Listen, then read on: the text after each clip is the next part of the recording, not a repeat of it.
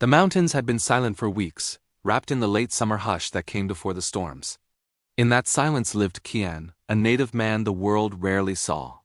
Broad-shouldered, steady-footed and carved by wind and hardship, he carried his people's strength the way others wore armor. His long black braid brushed the back of his tan frontier shirt whenever the breeze shifted, and the worn leather of his trousers whispered softly with each step.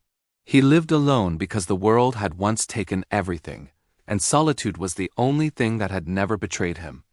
That morning, the sky was still gray when Kian stepped outside his cabin. He expected nothing more than the usual whisper of pines, but instead, he saw a shape hanging from the roof beam. A woman, her hair golden even in the dim light hung around her face like wilted sunlight. Her body dangled limp, feet barely brushing the door where ugly burnt letters scarred the wood. Kian's heartbeat slowed, as if refusing to accept what stood before him. Someone had branded the words into his door, "Savage's Bride." The cruelty stung more than the smoke. He approached quietly, every movement grounded, the strength in his arms muted but ready. He pressed 2 fingers to her neck. Faint breath fluttered beneath her skin. Alive. With a steadiness that came from years of keeping his emotions locked behind bone and muscle, he lifted her weight off the noose and carried her inside. She felt fragile, breakable, like a bird stunned mid-flight. He laid her on a bed of pelts. Her skin was cold, her wrists bruised, her throat raw where the rope had bitten. Whoever had done this had expected her to die. Whoever had done this believed no one would find her. But Kian did. And that changed everything.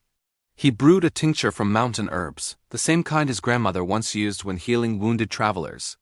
As he dabbed cool water on the woman's forehead, her lips parted. A whisper escaped, barely a sound, more ghost than voice. Loha. A name? A plea? A memory choking on pain? He didn't ask. Not yet. Outside, the wind shifted sharply. The forest tightened, as if holding its breath. Then, gunshots. Distant, but coming closer. Kian's jaw tensed. This was no accident. Someone wanted her gone, and they weren't done. He wrapped her in a wool blanket, lifted her again, and left the cabin the way a shadow leaves a wall, silent, but carrying purpose. His long braid brushed her shoulder as he moved, grounding him in a world suddenly spinning too fast. Down the ridge, toward a hidden shelter he'd long abandoned, Kian ran. The forest rustled with warning. Whoever hunted her would track them soon, but he would not let her fall victim again. Not on his land, not under his watch, not while he still breathed. Behind them, the mountains swallowed the gunfire, but not the danger. This was only the beginning. A native man Kian's shelter lay deep beneath an old rock overhang where moss dripped like green curtains and the air smelled of cool stone. It had once been a hunter's rest, but since Kian had abandoned violence, he came here only when the world demanded silence. Tonight, it demanded much more. He laid the wounded woman gently on a bed of woven furs. The flicker of his small fire illuminated her face pale under the soot, a streak of dried blood across one cheek. She reminded him of a candle struggling against the wind, refusing to extinguish even as the world tried to snuff her out. Kian sat back on his heels, breath steady, though his heart refused to settle. He wasn't used to another's presence in his sanctuary, especially not a stranger whose suffering felt too familiar. He dipped cloth into cool water and wiped her arms, her neck, the bruised marks where the noose had clung like a hateful hand. His fingers were gentle, practiced from healing the occasional injured wanderer who crossed his path. But this was different. Too deliberate. Too cruel. When he touched her wrist, her pulse fluttered weakly like a trapped bird slamming against a cage of bone. Hours passed before her eyelids twitched, her breathing hitched. Then suddenly she gasped, her eyes shot open. She scrambled backward, trembling violently, her gaze jumping to the shadows as if expecting ghosts to crawl out. Panic seized her chest. She clawed at her neck, at the memory of rope that no longer held her. "Stop," Kian said gently, palms raised. His voice was deep, calm like the low rumble of distant thunder. "You're safe here." But she didn't hear him. Her lungs fought for breath, her hands shook uncontrollably. She pushed against the wall, curling into herself as though trying to disappear. Kian moved slowly, careful not to startle her. His shadow stretched long across the cave floor, his presence solid, steady. The faint glow of fire caught the shine of his black braid falling over his shoulder, a subtle reminder of who he was, rooted, enduring, unshakable. "You're not hanging anymore," he said softly. "Look." He brushed a hand gently under her chin, lifting her face just enough for her to see the cave walls instead of the phantom gallows. Her breath slowed, barely. Then she spoke, voice cracked, trembling. Where am I?" "In shelter," Kian answered. "Far from those who hurt you." She closed her eyes, tears sliding silently. "They'll come," she whispered. "They always come. Let them try," Kian murmured. The certainty in his voice was not bravado, it was bone-deep truth. "You are not alone now." She looked at him for the first time, really looked. The firelight gilded his tan shirt, the soft wear of leather at his legs, and the quiet steadiness in his dark eyes. "Not a captor. Not a threat. A guardian." "Who are you?" she asked shakily. "My name is Kian," he replied. "And mine—" she swallowed hard, as though the words burned. "Myra. My name is Mira." Kian nodded slowly. "Mira, the mountains kept you alive for a reason." Outside, a wolf howled long, low, and warning. Something or someone was drawing closer. Myra slept in restless fragments through the night, flinching at every crackle of fire, every sigh of the wind. A native man, Kian, watched over her from the cave entrance, leaning against the rock wall with the patience of someone who had spent a lifetime listening to the forest breathe. His posture was steady, strung the braid down his back, catching the faint moonlight, his tan shirt and worn leather trousers blending into the wilderness like he was carved from it. Just after dawn, her eyes fluttered open. She stared at the stone ceiling, then at the warm glow of the small fire. Finally, she looked at him, hesitant, uncertain if he was real or just a dream shaped by her desperation. "Did I speak last night?" she asked weakly. Kian nodded. "Only a little," she swallowed, her fingers twisted in the fur blanket. What did I say?"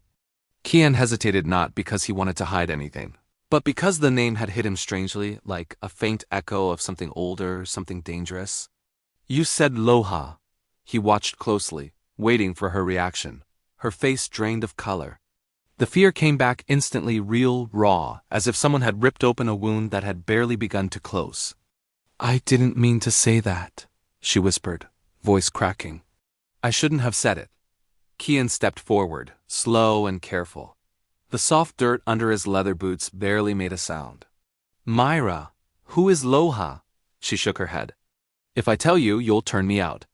"Everyone does. I'm not everyone." He said it plain, without pride, but the truth in his voice left no room for doubt. Myra hugged her knees to her chest. Her hair, matted and tangled, fell across her face like a veil she didn't want to lift. "Loha was someone I loved," she whispered. "Someone they said I had no right to love." The wind outside shifted sharply, slipping into the cave like a cold whisper. "He wasn't like me," she continued. "He was from the Red Hawk people. Kind, patient, he taught me their ways. He saved me from a winter storm, once carried me miles to keep me warm." Kian listened quietly, but Myra saw something flicker across his expression, an old buried sadness that mirrored hers. He didn't interrupt. "People in town didn't like that I lived with him," she said. "Didn't like that I learned his language. They said I betrayed my blood. My father led them. The men took me the night after they—" her voice shattered. "After they killed him." Silence filled the cave like a heavy stone. "They branded that word on your door," she whispered, tears trembling. "They hung me to show the town what happens to girls who cross the lines they draw." Kian's jaw tightened. Beneath his calm exterior, something old stirred, a memory of smoke, of loss, of bones left in the dust because men believed they were cleansing the world. Myra wiped at her face. "Now you know. Now you can leave me." But Kian knelt in front of her, the beads woven into the base of his braid, glinting softly.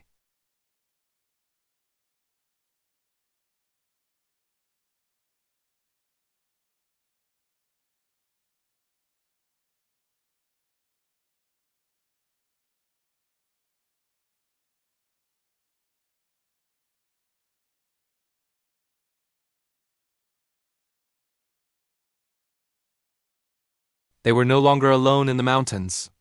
The voices drew closer, brushing through the pines like a cold blade. Myra's breath hitched as each word carried on the wind, taunting, confident, cruel. "Tracks lean in west. Girls hurt can't be far. Spread out." Bring her back dead or dying. Doesn't matter. Myra pressed a hand to her mouth, swallowing a sob. Kian turned to her, placing 2 fingers lightly against her wrist. His touch wasn't demanding, it was grounding. You're not going back, he whispered. Not while I stand. His calm only made her tears burn hotter. A native man, Kian, scanned the forest.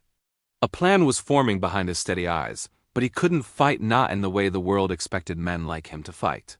He had sworn off the violence that once stole what mattered most. But protecting someone, that was different. Myra, he said softly, stay hidden.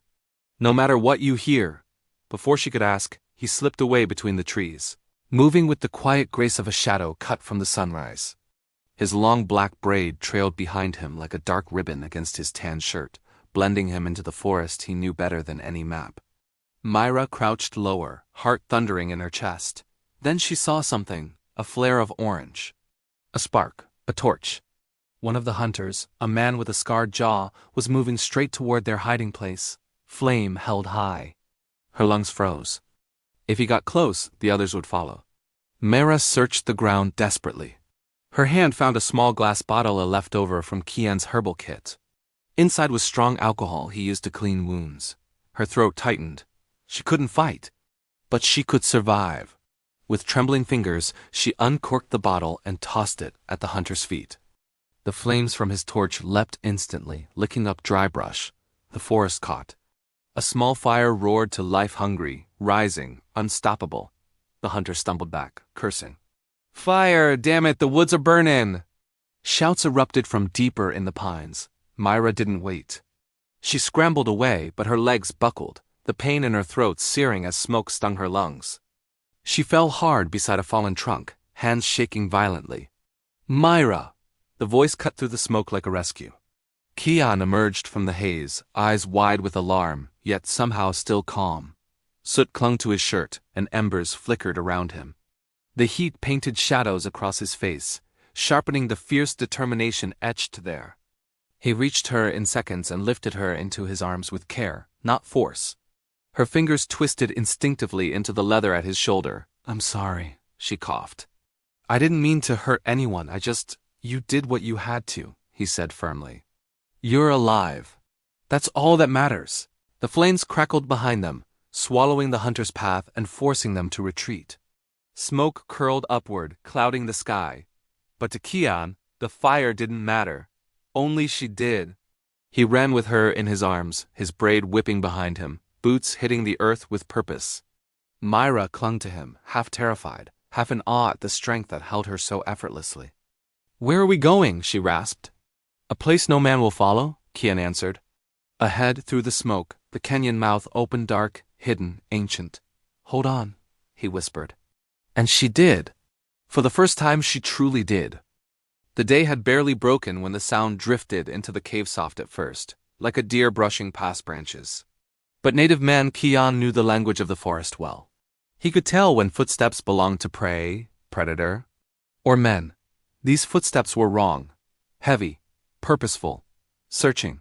Myra stiffened where she sat, blanket wrapped around her shoulders. Their eyes met, and for a moment, fear passed between them like an unspoken signal. She didn't ask if it was them. She already knew. Kian rose. His silhouette filled the cave entrance, tall, steady, carved in a way that made him look like part of the mountain itself. His long braid hung over his shoulder as he listened intently, the beads tied at the end chiming faintly each time the wind shifted. They're close, he murmured. A tremor ran through Myra's hands. They'll kill you if they find me here. Kian didn't flinch. Let them try.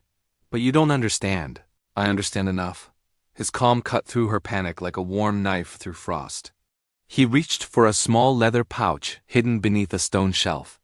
Inside were a few tools, flint, cord, dried herbs, and a carved wooden whistle that held more history than most men could bear. He tied the pouch around his belt. We need to move before they reach the ridge, he said. Myra hesitated. Her body was still weak, each movement a reminder of the cruelty she had survived. Kian noticed her struggle and stepped forward carefully, offering his arm. Not grabbing. Not pushing. Just offering. Myra's fingers trembled as she took it. The moment her skin brushed his, something passed through her chest. Fear, yes. but also a faint warmth she had forgotten existed. Safety didn't feel like a cage with him. It felt like the chance to breathe. Kian supported her weight as they stepped out of the cave. The morning sun filtered weakly through the pine branches, scattering broken light across his tan shirt and the soft leather of his trousers. The trail ahead wound downward through thick brush, hidden from clear view.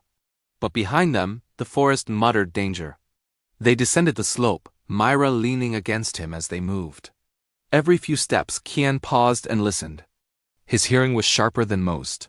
He could tell exactly when a twig snapped under a careless boot, when metal brushed fabric, when whispered voices carried too loudly. "They have dogs," Myra whispered, voice tight. "They used them when they tracked me the first time." Kian shook his head. "Not today. How do you know?" He glanced at the sun. "When dogs come, the birds stop singing." As if on cue, a distant meadowlark chirped boldly from the valley. Myra released a breath she didn't know she was holding. Still, danger wasn't far. They reached a cluster of fallen logs. Kian guided her behind one and knelt beside her. His braid slid over his shoulder as he leaned close. "If anything happens," he said, voice low, "you run west. Follow the river bend. Don't look back." Myra grabbed his wrist, surprising them both. "Promise me. You won't give yourself up for me."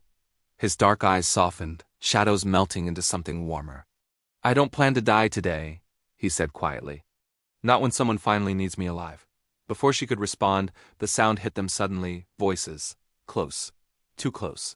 Kian turned toward the trees, muscles coiled. The hunters had found their trail.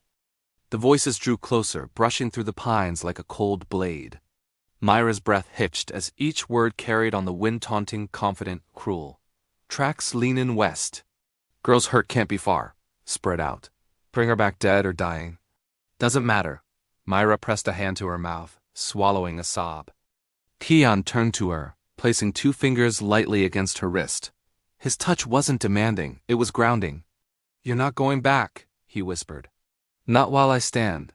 His calm only made her tears burn hotter. A native man, Kian scanned the forest. A plan was forming behind his steady eyes, but he couldn't fight, not in the way the world expected men like him to fight. He had sworn off the violence that once stole what mattered most. But protecting someone, that was different. "Myra," he said softly, "stay hidden. No matter what you hear." Before she could ask, he slipped away between the trees, moving with the quiet grace of a shadow cut from the sunrise. His long black braid trailed behind him like a dark ribbon against his tan shirt, blending him into the forest he knew better than any map. Myra crouched lower, heart thundering in her chest. Then she saw something, a flare of orange. A spark, a torch. One of the hunters, a man with a scarred jaw, was moving straight toward their hiding place, flame held high. Her lungs froze. If he got close, the others would follow. Myra searched the ground desperately. Her hand found a small glass bottle, a leftover from Kian's herbal kit. Inside was strong alcohol he used to clean wounds. Her throat tightened. She couldn't fight, but she could survive. With trembling fingers, she uncorked the bottle and tossed it at the hunter's feet. The flames from his torch leapt instantly, licking up dry brush. The forest caught. A small fire roared to life, hungry, rising, unstoppable. The hunter stumbled back, cursing. "Fire! Damn it, the woods are burning!" Shouts erupted from deeper in the pines. Myra didn't wait. She scrambled away, but her legs buckled, the pain in her throat searing as smoke stung her lungs. She fell hard beside a fallen trunk, hands shaking violently. "Myra!" The voice cut through the smoke like a rescue. Kian emerged from the haze, eyes wide with alarm, yet somehow still calm.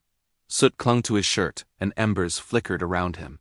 The heat painted shadows across his face, sharpening the fierce determination etched there. He reached her in seconds and lifted her into his arms with care, not force. Her fingers twisted instinctively into the leather at his shoulder. "I'm sorry," she coughed. "I didn't mean to hurt anyone, you did what you had to," he said firmly. "You're alive. That's all that matters." The flames crackled behind them, swallowing the hunter's path and forcing them to retreat. Smoke curled upward, clouding the sky. But to Kian, the fire didn't matter. Only she did. He ran with her in his arms, his braid whipping behind him, boots hitting the earth with purpose.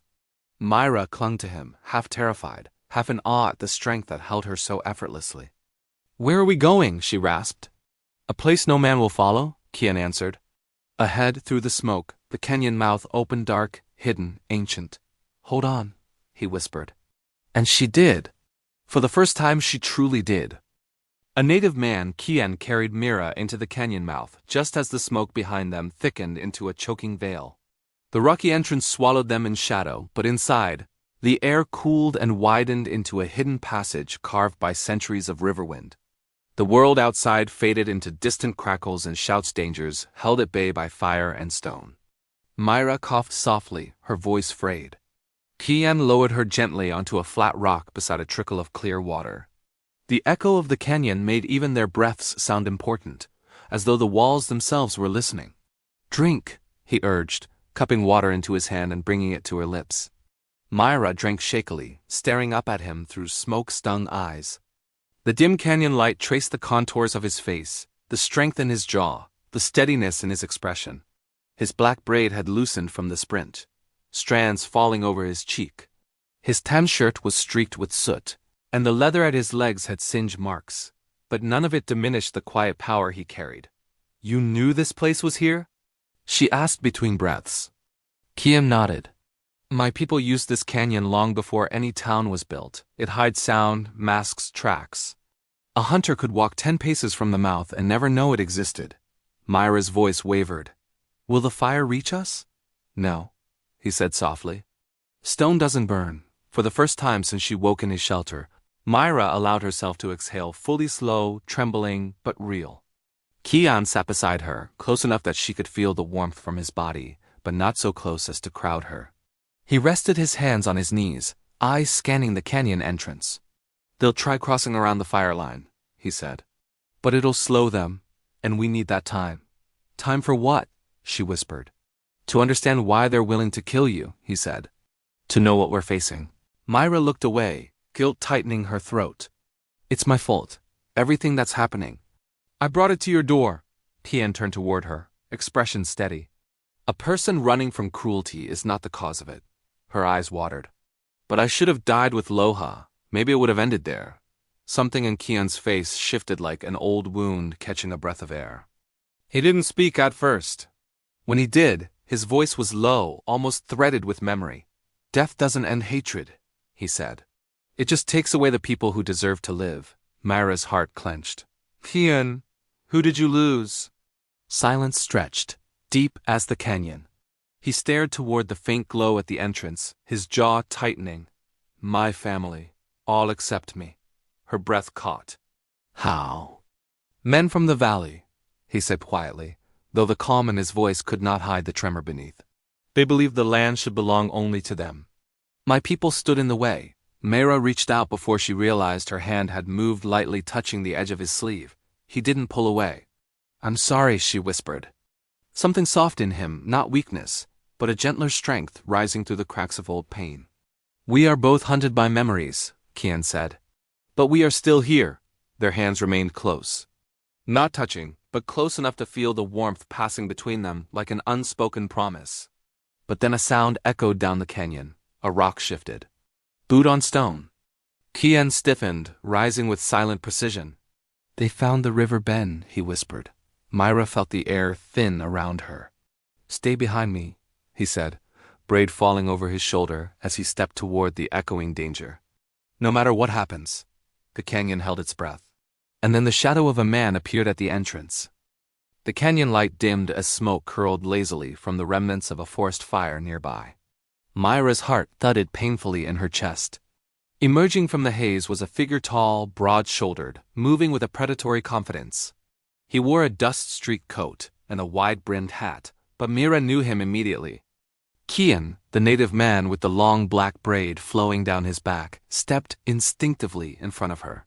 His leather trousers creaked softly with each precise movement, and his tan frontier shirt clung to his muscular frame, dusted with ash.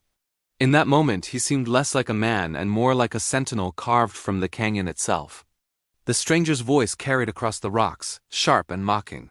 "Well, well, look who survived the woods." The girl and her wolf protector. Myra's stomach dropped. She recognized him instantly. Kian, that's Zed, my father's right hand. He killed Loha. Kian's jaw tightened. His braids swayed as he shifted slightly, positioning himself fully between Mira and Zed. He didn't reach for his weapon not yet, but his presence alone made the air crackle with warning. Zed laughed, a sound that grated like metal on stone. You think you can stop me, boy? I've tracked your kind longer than you've been alive. Step aside, and I might let her live. Kian's voice was calm, low, and steady. You shouldn't have come here, Zed. Zed's eyes narrowed, the shadow of a sneer crossing his face. And what? You'll fight me? Alone? Myra gasped. Kian, don't. Kian raised one hand, silent but firm, signaling her to stay back. Every instinct in his body was alive. He had grown up knowing the echo of every stone in the canyon, every shadow in the trees. Alone? He asked softly, almost to himself. Then his eyes locked on Zed. I have Myra, and I will not let you harm her. Zed lunged, knife glinting in the dying sunlight. But Kian was faster. He moved with a grace and power born of years in the wilderness. His braid whipped behind him as he sidestepped, disarmed Zed with a swift motion, and used the man's momentum to send him sprawling to the rocky floor. Dust and ash swirled around them. Myra's breath caught as she realized what Kian had done, not a hair out of place, not a muscle wasted. Kian pressed the barrel of Zed's fallen rifle to his chest. You killed innocents, burned my lands. Tried to take her from me. Zed's bravado faltered under the sheer force of Kian's presence. He stammered, fear creeping into his voice. Kian did not shoot. Instead, he let the rifle clatter to the ground, steady and commanding. Go. Tell him she's gone. If you return, I will not stop myself next time.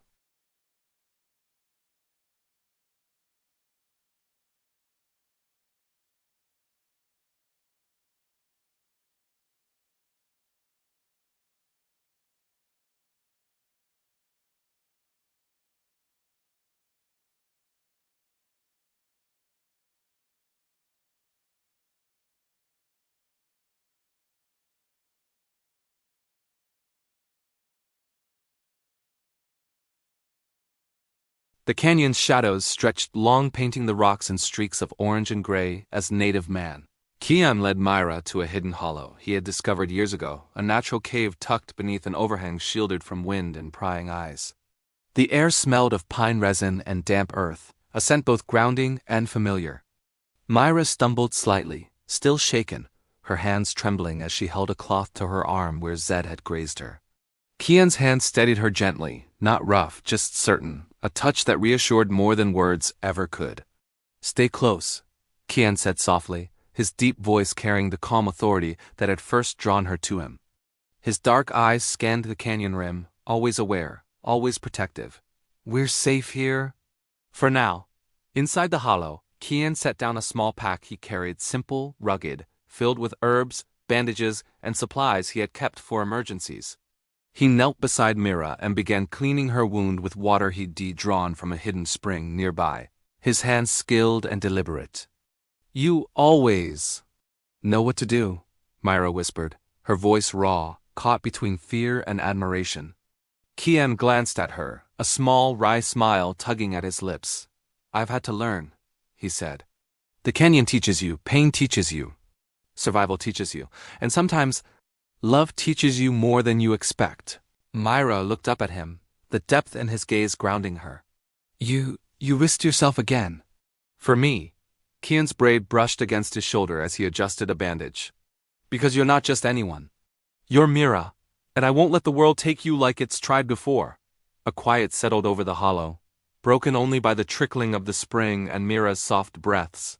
She leaned slightly against him, comforted by his presence.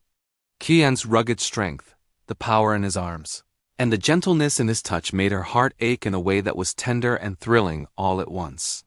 Night fell, the hollow shrouded in darkness.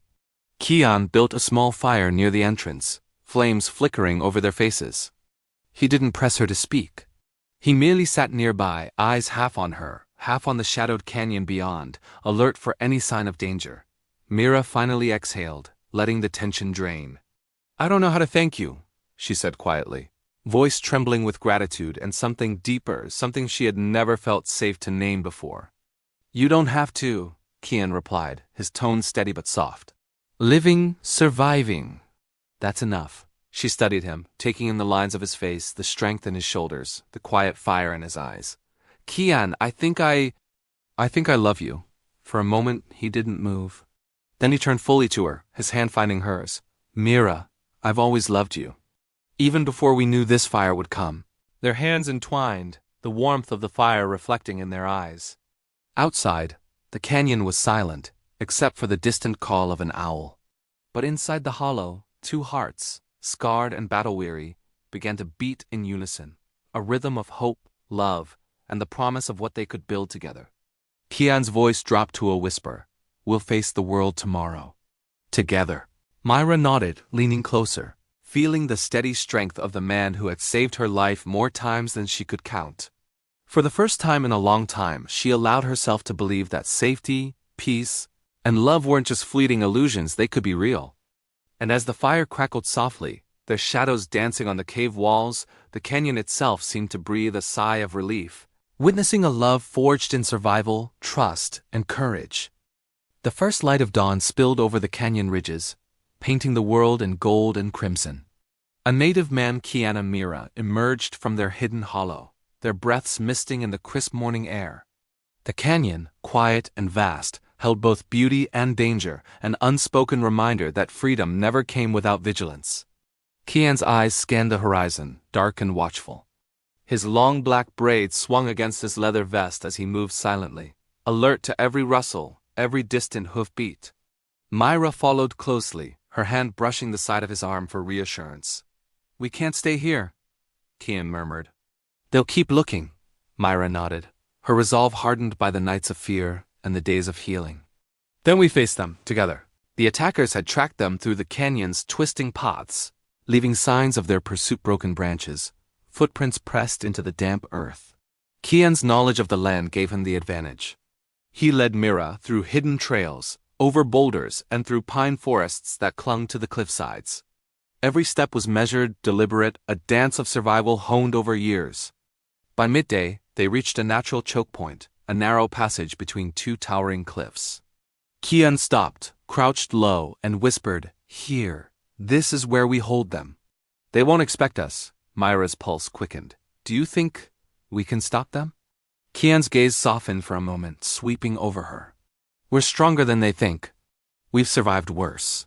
As the sun climbed higher, 6 riders appeared on the ridge above, their silhouettes sharp against the sky. They shouted, trying to intimidate, but Kian remained calm, every muscle taut with purpose. Myra gripped a slingshot Kian had taught her to use, her hands steady despite the fear. The attackers descended, unaware of the traps Kian had set, branches rigged to trip, rocks poised to roll, and noisemakers of tins and stones. Chaos erupted as the first man stumbled, giving Kian the opening he needed. With the agility of a man raised in the mountains and taught by the land itself, he struck, disarming and disabling 2 before the others could react. Myra, her confidence bolstered by Kian's presence, released her stones with precision, keeping their attention scattered. Her trust in him, in herself, ignited a fierce courage she had never known. By the time the last attacker lunged forward, Kian was already there, moving with the rhythm of the land, intercepting and disarming without lethal force. The riders realized too late. They were outmatched, not by guns or numbers, but by skill, strategy, and unity. When the dust settled, the canyon was silent again, save for Kian and Mira breathing heavily, hearts racing, yet alive. Myra's hand found Kian's braid, fingers curling around it instinctively. We did it, she whispered, awe and relief blending in her voice. Kian's deep brown eyes met hers, and in that gaze, she saw everything: the past wounds, the battles fought, and the future they could have. We did, he agreed, voice steady but full of emotion, and we'll survive whatever comes next. Together. For the first time, Mira felt the full weight of safety, not just fleeting, but enduring. The canyon had tested them, fire and fear had tried to break them, but in the end, it had only forged a bond stronger than steel. As the sun dipped toward the western cliffs, painting the sky in fiery streaks, they stood side by side. The world was still harsh and wild, but their hearts, scarred and brave, beat together in a rhythm of love, trust, and newfound hope. And somewhere deep in the canyon, the wind carried a whisper, a promise of peace, of life rebuilt, and of a love that would endure beyond the trials of the land itself. The canyon lay quiet beneath the first light of morning. A native man, Kian, stood at the edge of the ridge, the wind tugging gently at his long black braid. Myra joined him, carrying a bundle of wildflowers she had picked from the slopes. The air smelled of pine, earth, and freedom, an intoxicating reminder that the terror chasing them was finally behind. "This place, it's ours," Myra said softly, her eyes tracing the cliffs and hidden hollows. "No one can touch us here." Kian's hand brushed hers, firm and warm. "It is, and we'll make it more than survival. We'll make it home." Over the next weeks, the pair rebuilt the old hunting cabin into something strong, welcoming, and theirs. Kian worked the wood with quiet determination, his muscles recalling the rhythm of tools and timber. Mira tended a garden in the clearing below, planting beans, squash, and wildflowers, each seed a testament to life after loss. Their laughter, once rare and fragile, began to echo through the trees, softening the shadows of memory. At night they shared stories by the fire. Kian spoke of the mountains, the rivers, and the spirits of the land that had shaped him, teaching Mira to move with the earth, to listen to its whispers. Myra shared her dreams, once buried under fear, now unfurling freely under the stars. Their bond deepened, forged in fire, fear, and trust, until it was unshakable. One evening, as the sun dipped below the canyon walls, Myra turned to Kian. "You've saved me more than once. Not just from them, from the world, but from myself." Kian lifted her hand to his lips, pressing a tender kiss to her palm. "And you've saved me too, from guilt, from regret. From thinking love was something I could never hold again." Silence fell over them, filled not with fear, but with peace. In the quiet, the wind carried the soft rustle of pines and the distant song of a river. It was a lullaby of survival, of life reclaimed. Then, one crisp morning, Kian led Mira to the front of the cabin. In his hands, he held a simple braided cord, adorned with beads and feathers from the land around them. "This isn't just for today," he said, voice steady. "It's for every day we choose to stay together. Will you marry me?" Myra's eyes shimmered with tears, her lips curving into a smile that lit the canyon brighter than sunrise. "Yes," she whispered, stepping forward to wrap her arms around him. The earth beneath their feet seemed to hum with approval. They celebrated simply just them, the forest and the sky. Friends arrived slowly over time, a boy seeking refuge, a woman healing from old scars, a wounded horse that found strength again. Kian and Mira shared with them the home they had built, a sanctuary forged in trust and resilience. Years passed, and the cabin became more than shelter. It became a symbol of courage, of love that defied hatred and fear. Kian and Mira's bond only deepened with each season, their hands entwined through storms, laughter, and quiet sunsets. And every spring, the wildflowers Mira had planted bloomed along the ridge, blue and gold, a living memory of their journey, their trials, and the love that had survived it all. In a land carved by fire and wind, two souls once broken had found not just survival, but joy, not just memory, but home. Their story was no longer about running or hiding. It was about living fully, loving fiercely, and standing together forever.